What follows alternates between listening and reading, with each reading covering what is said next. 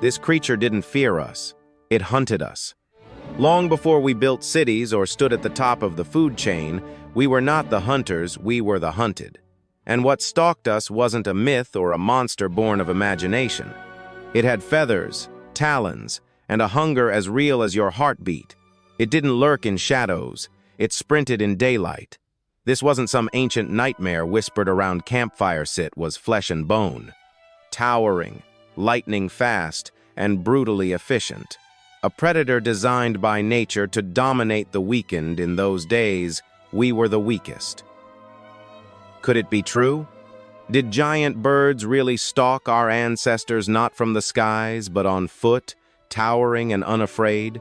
Birds that didn't flap in fear but charged forward, talons slashing, beaks designed to crush bone? It sounds like a nightmare, but this isn't fantasy. This is real prehistoric history buried beneath sediment, dismissed in textbooks, but still whispered about in scientific circles. These weren't oversized turkeys. These were apex predators of their time, fast, vicious, and terrifyingly intelligent. Today, we're peeling back the layers of time to expose a chapter of the Ice Age that most have never heard in, where humans were not the masters of the land, but the hunted. Tens of thousands of years ago, the Earth was colder, wilder, and far more dangerous than anything we know today. The Ice Age wasn't a single winter, it was an era of relentless survival. Massive glaciers carved through continents. Blizzards swept across open plains. Vast tundras covered the north like frozen deserts, while ancient forests loomed like cathedrals of shadow. Volcanoes still breathed fire in the distance, reminding the world that even the earth beneath your feet could turn hostile in a heartbeat. This was the Pleistocene epoch, a time when nature was raw, untamed, and merciless. It was the age of giants. Towering mammoths trudged through snowdrifts. Saber-toothed cats prowled silently between trees. Dire wolves hunted in packs that could tear apart anything that strayed too far from the group. But despite all that power, humans were not at the top. We were still learning what it meant to be human. Our ancestors, Homo sapiens, and their Neanderthal cousins lived in small, scattered tribes. No nations, no cities, no safety nets. Just family, fire, and flint.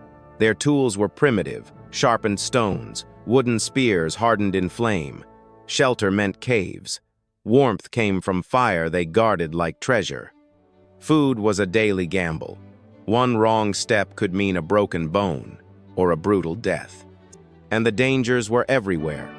Some came with 4 legs and claws, some with fangs, some with freezing wind and starvation. But others came from above. Not from thunder or storms, but from something living, something feathered, something fast. A predator that didn't stalk silently like a panther, but charged like a beast possessed. It was agile, intelligent, and ruthless. It didn't fear the flame or the shouting of a tribe, because it had hunted for much longer than we had stood upright. In this savage world, humanity wasn't dominant. We were the experiment, the prey, and in the brutal hierarchy of the Ice Age, mercy didn't exist. To survive, we had to adapt or die. And in the shadows of that unforgiving world, one of the most terrifying hunters of all wasn't a mammal, but a bird. They didn't breathe fire, they didn't fly with leathery wings or lurk in ancient myths, but they were real, and they were terrifying. Meet the terror birds, the apex predators you've probably never heard of. Known to science as forest racids, these monstrous birds weren't built to fly. They were built to chase, corner, and kill.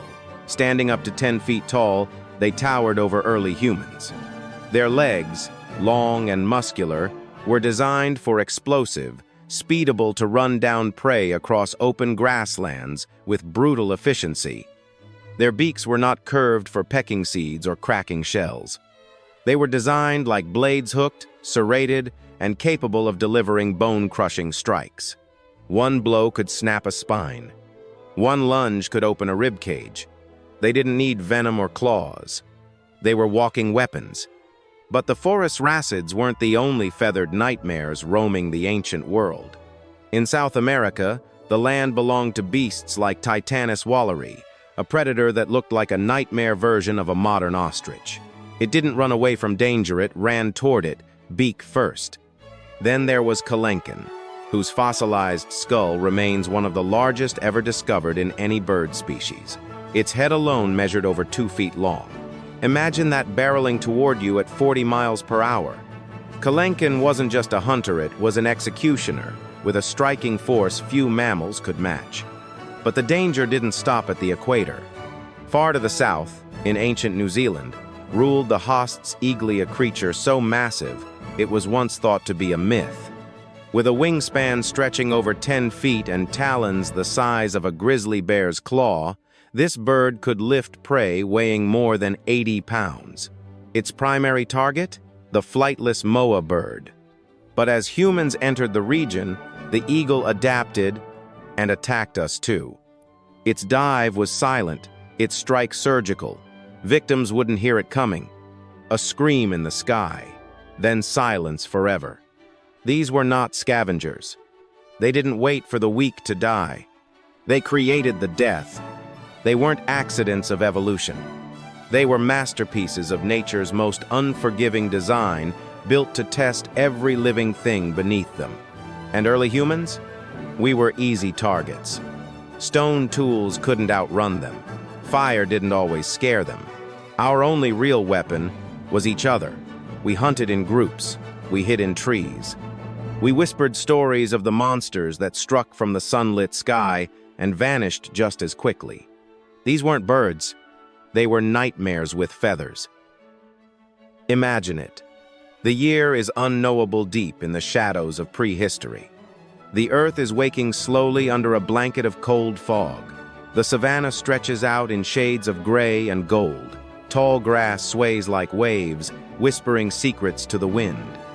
A small figure moves through a young cro-magnon boy, no more than 12 years old, the bones in his wrists still soft with youth. He carries a spear, too long for his arms, the stone tip glinting faintly in the early light. His tribe follows behind him, distant but near enough to hear a shout. They're tracking a wild boar or a stray deer, something that might feed them for days. But for now, the boy walks ahead, eager, proud, alone. He doesn't hear it at first. Just the hush of the wind, the rustle of trees, the steady beat of his own breath. Then a change. The air grows still. The birds stop singing. The grass no longer sways. And then, a sound. Faint, rhythmic, heavy. Footsteps. Not human, not clumsy. Deliberate, calculated. Like something that's done this before. He turns, and there it is. A massive shape rises from the mist, a silhouette, with feathers bristling in the morning cold. Nearly 10 feet tall, its sharp eyes fixed on him like a hawk sizing up a mouse. Its beak opens, not with a chirp but with a screech that sounds like metal being torn in half. He runs. Instinct takes over faster than thought. But the bird runs faster. Its powerful legs crash through the grass, each stride covering meters in seconds. The boy stumbles. The spear slips from his grip. He screams not for help, but for survival.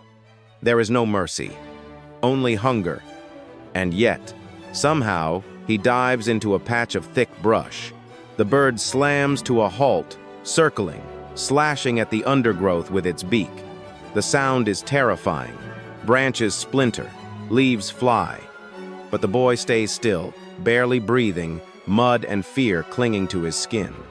Moments pass. Finally, the beast hisses and turns away. Not because it gave up, but because it never needed to succeed every time. There would be other prey, and it would strike again. This was no legend. This was life. The elders would later speak of sky demons, creatures that didn't flap away but hunted from above or charged from the grass, creatures that tore hunters apart before their spears could be lifted. Stories whispered around fire, half memory, half warning. So they adapted. They stayed close to cliffs, hid beneath trees, learned to throw stones and strike together. Because the truth was simple. Alone, you died. Together, you might stand a chance. But even then, you never outran the fear, and you never forgot the sound of feathers slicing through silence. Most scientists agree.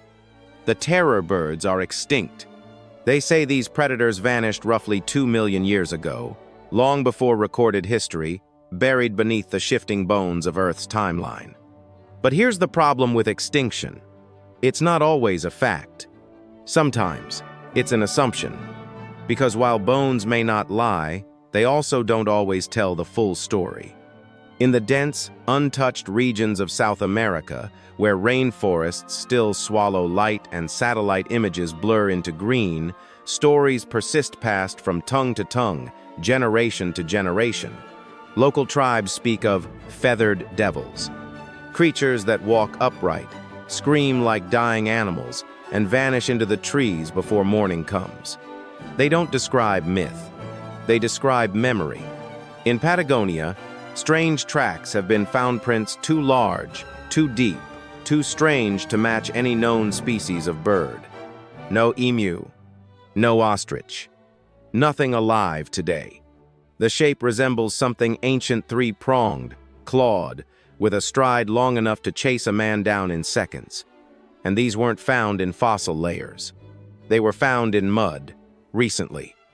Across the ocean in New Zealand, another shadow lingers. For years, scientists believed that the great Haast's eagle had gone extinct long before the first humans arrived. But carbon dating is revealing something chilling.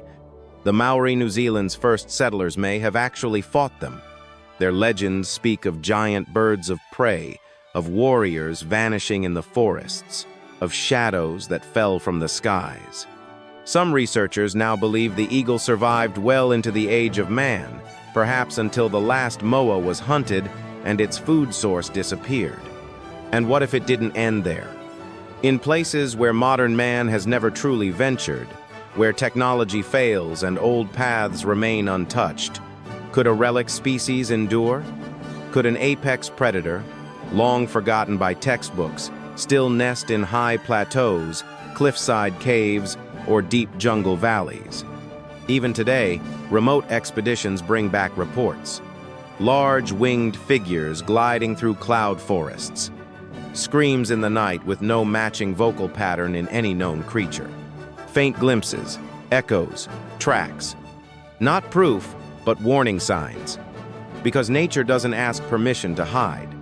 And if the terror birds didn't all die out, if even one bloodline remained, then they're not just a chapter in a history book. They're a threat waiting to return.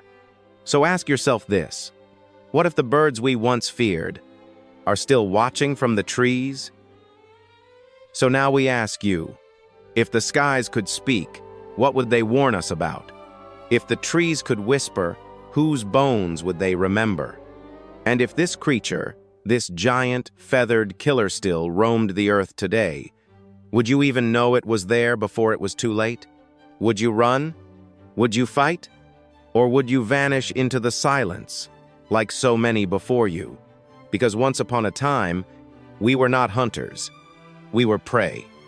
And maybe, in the darkest corners of the earth, we still are. Subscribe to Prehistoric Shadows for more chilling journeys into our ancient past, where forgotten predators, lost civilizations, and unsolved mysteries still lurk just beneath the surface.